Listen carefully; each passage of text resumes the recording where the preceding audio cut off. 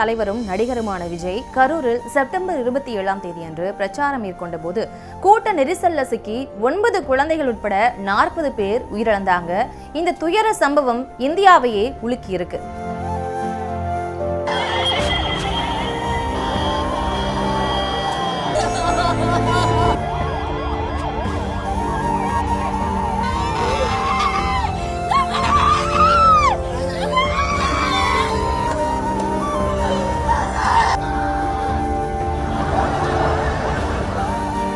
இந்த அசம்பாவிதம் நடந்தது மாதிரியே ஒரு கோர சம்பவம் 1992ஆம் ஆண்டு நடந்திருக்கு.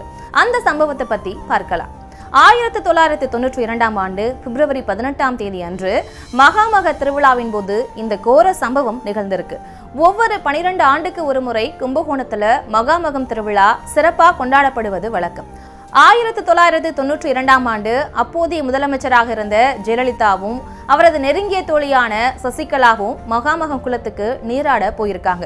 அவர்களை பார்க்க மகாமகம் விழாவுக்கு கூட்டம் கூட்டமா பொதுமக்கள் வந்திருக்காங்க.